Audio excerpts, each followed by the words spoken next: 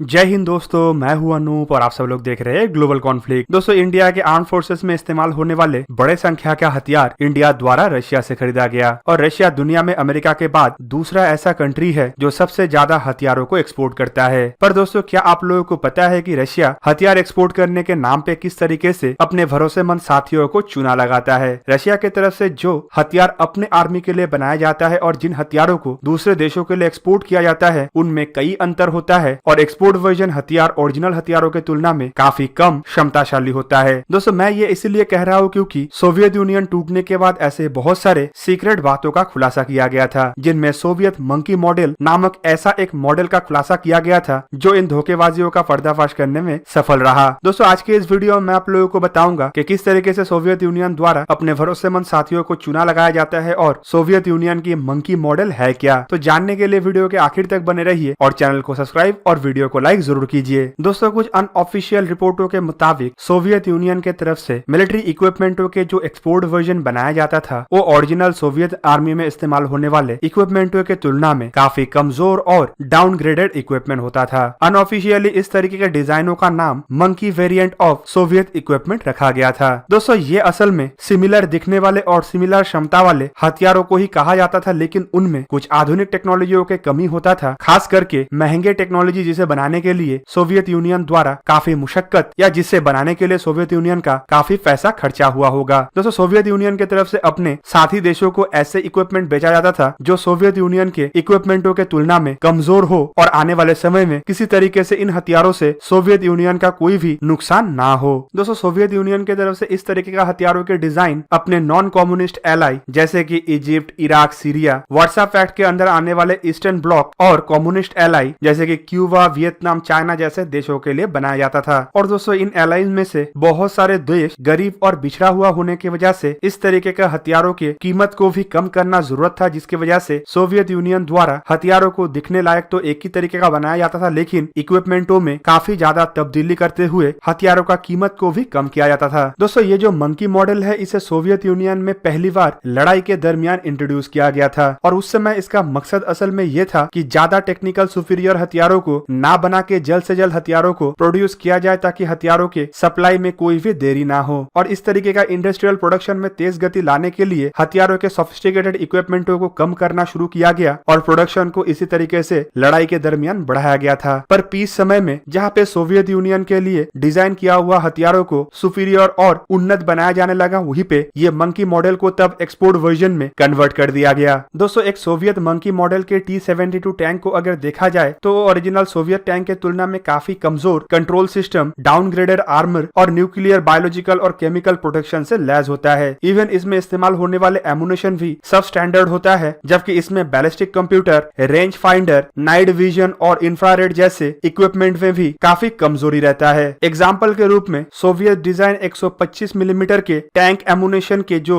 Export version है, मतलब 3BM17 को बेसिकली 200 मीटर के डिस्टेंस से टैंक के आर्मर को भेदने के लिए बनाया गया था। पर वहीं पे सोवियत यूनियन द्वारा इसी एमुनेशन के जो मॉडल का इस्तेमाल किया जाता है वो है 3BM15। और दोस्तों, गल्फ के लड़ाई के दरमियान इन दोनों एमुनेशनों को ही ट्रेनिंग के दरमियान परीक्षण किया गया और ये पता चला कि एक्सपोर्ट वर्जन ओरिजिनल वर्जन से काफी ज्यादा कमजोर होता है। दोस्तों, इवन इस तरीके का धांधली सोवियत यूनियन द्वारा अपने मिलिट्री एयरक्राफ्ट में भी किया गया था। MiG-23MS एक्सपोर्ट वर्जन एयरक्राफ्टों को जहाँ पे सोवियत यूनियन द्वारा लगभग अपने हर एक एलाई को बेचा गया, वहीं पे इसके ओरिजिनल वर्जन को अगर एक्सपोर्ट वर्जन के साथ तुलना किया जाए तो आपको पता चलेगा कि 1970 के दशक में ही सोवियत यूनियन द्वारा MiG-27 एयरक्राफ्टों को काफी घातक बना लिया गया था। उस समय इन एयरक्राफ्टों में infrared search and tracking system, beyond visual range air to air missile जैसे अत्याधुनिक हथियारों को शामिल कर लिया गया था, लेकिन इस तरीके के इक्विपमेंटों का जिक्र सोवियत यूनियन द्वारा उस समय ना ही किया गया था और ना ही किसी देश को ऐसे इक्विपमेंट दिया गया था। दोस्तों, सोवियत यूनियन से भारत द्वारा भी कई हथियारों को खरीदा गया। इवन भारत अभी भी रशिया से उन हथियारों को खरीद रहा है जो सोवियत यूनियन के जमाने में डेवलप किया गया था। और दोस्तों, रशिया द्वारा भी अब सोवियत यूनियन के जैसे ही हथियारों के दो वेरिएंट को बनाया जाता है, एक रशियन फोर्सेस में इस्तेमाल करने के लिए ओरिजिनल वेरिएंट, जबकि उसका और एक एक्सपोर्ट वेरिएंट भी होता है। एग्जाम्पल के रूप में हाल ही में आप लोग सुने होंगे कि रशिया द्वारा बनाया हुआ 5th जनरेशन के फाइटर एयरक्राफ्ट के एक एक्सपोर्ट वर्जन को भी लाए जाने का बात कहा जा रहा है। और दोस्तों, ये एयरक्राफ्ट सुखोई 57E है। और दोस्तों, इस एयरक्राफ्ट को लेकर रशिया की तरफ से यह भी खुलासा कर दिया गया है कि एयरक्राफ्टों के पास ओरिजिनल सुखोई 57 F-17 के तुलना में थोड़ा कम क्षमता होगा, खास करके एयरक्राफ्टों के एवियोनिक्स, स्टेल्थ फीचर और इंजन के मामले में। तो दोस्तों इससे आप लोगों को पता चल गया होगा कि सोवियत यूनियन के जमाने के मंकी मॉडल को अभी भी रशिया द्वारा फॉलो किया जाता है। पर दोस्तों इससे अब सवाल ये भी उठने लगा है कि भारत के पास जो सोवियत यूनियन के जमाने का हथियार है और जो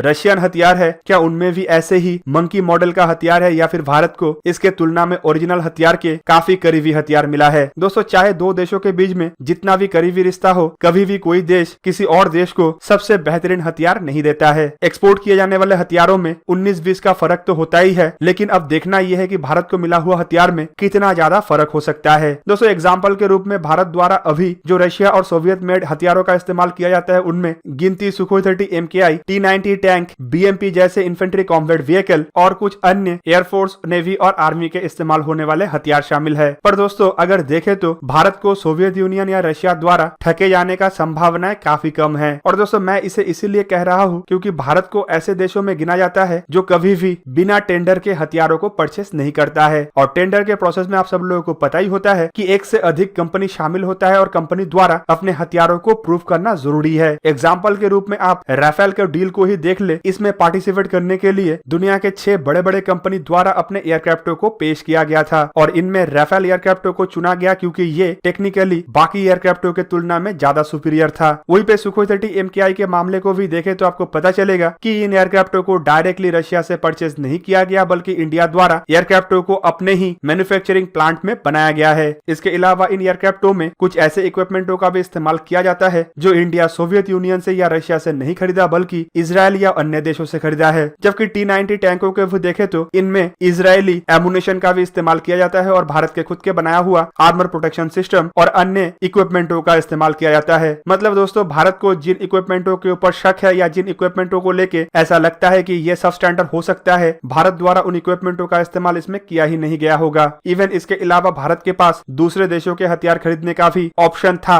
और ऐसे समय में रशिया द्वारा अगर इस तरीके का कोई भी हरकत किया जाता तो शायद ही भारत रशियन इक्विपमेंटों को परचेस करता। दोस्तों इसके अलावा मंकी मॉडल के पहले ही भाग में मैं आप लोगों को बताया था कि सोवियत यूनियन द्वारा उन देशों को चुना लगाया जाता था जो बड़े महंगे दाम से हथियारों को नहीं खरीद सकता है, या फिर उन देशों को ही अपने इस मंकी मॉडल के चंगुल में लाया जाता था जो सोवियत यूनियन के इतने करीब है कि किसी और देश उसको हथियार नहीं देता। एग्जाम्पल के रूप में वर्सा पैक्ट में वो देश शामिल होता है जो कोल्ड वॉर के जमाने में सोवियत ब्लॉक में था और इनमें से ऐसा कोई भी देश नहीं है जो अपने दम पे हथियारों को बना सकता है। इवन कुछ कम्युनिस्ट देश भी है जिन्हें बाहरी दुनिया से हथियारों का सप्लाई नहीं होता है और मजबूरन उन्हें सोवियत यूनियन के ये मंकी मॉडल हथियारों को खरीदना पड़ता था। पर भारत का गिनती उन देशों में नहीं होता है जो वर्सा पैक्ट के अंतर्गत आए या फिर जो सोवियत ब्लॉक में इतना करीबी हो कि यूरोप के देशों के द्वारा हथियारों का सप्लाई किया ही ना जाए। तो दोस्तों ये था आज का वीडियो। अगर आपको वीडियो अच्छा लगा तो इसे लाइक कीजिए और मेरे चैनल को सब्सक्राइब कीजिए और साथ में बना हुआ बेल आइकन को भी प्रेस कर दीजिए ताकि आप मेरा वीडियो देख पाए सबसे पहले। जय हिंद।